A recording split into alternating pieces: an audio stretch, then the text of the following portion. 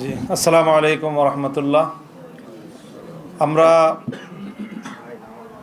এই যে নির্বাচন গতকাল হয়ে গেল, এখানে ব্যাপক মানুষের উৎসাহ এবং উদ্দীপনা সহ উপস্থিতিতে আমরা স্বাগত জানিয়েছি এবং বাংলাদেশ স্থিতিশীল হবে সেই প্রত্যাশা আমরা ব্যক্ত করছি। স্বাভাবিকভাবেই স্থিতিশীলতার জন্য যারা এই মুহূর্তে বিজয়ী ঘোষণা করা হয়েছে, যাদেরকে বাংলাদেশের স্থিতিশীলতা রক্ষা করা তাদের প্রধান দায়িত্ব, তারাই যদি দেশকে অস্থিতিশীলতার দিকে ঠেলে দেয় তাহলে দেশের জন্য সেটা হবে সবচেয়ে হতাশাজনক বিষয় এবং উদ্ভূত পরিস্থিতির জন্য সম্পূর্ণ দায় তাদেরকেই নিতে হবে। আমরা অত্যন্ত দ্ব্যর্থহীন ভাষায় বলতে চাই, জুলাই বিপ্লবের চেতনাকে যদি ধ্বংস করার চেষ্টা করা হয় তাহলে সেখানে আমরা আনকম্প্রোমাইজ থাকব। আমরা কোনো নমনীয়তা এবং কোনো ধরনের কম্প্রোমাইজ জুলাই বিপ্লবের চেতনার ক্ষেত্রে আমরা করতে পারবো না।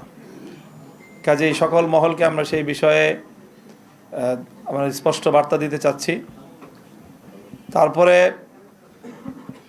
ইলেকশনটার যে বিষয়ে আমরা আমাদের গতকাল থেকে আজকে বলে আসছি আমরা যে আমরা তো আমাদের ইতিবাচকভাবেই আমরা ব্যক্ত করতে চাচ্ছি প্রতিক্রিয়া, কিন্তু পরিষ্কার যে ইলেকশনটা তো একটা সময় পর্যন্ত অথবা ভোট গ্রহণ হওয়া পর্যন্ত মোটামুটি দৃশ্যমান রাখা হয়েছে, কোনো গণ্ডগোল যেন না হয়।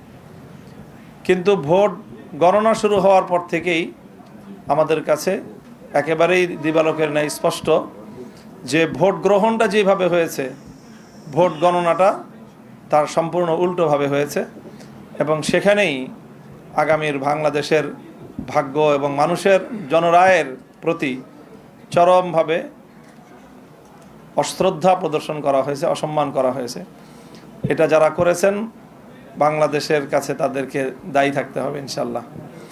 এবং ইতিহাস বারবার ফিরে আসে, বাংলাদেশের মানুষ তাদের এই ব্যালটের অধিকার অবশ্যই তারা উদ্ধার করে ছাড়বে ইনশাল্লাহ, সেই প্রত্যয় আমরা ব্যক্ত করছি।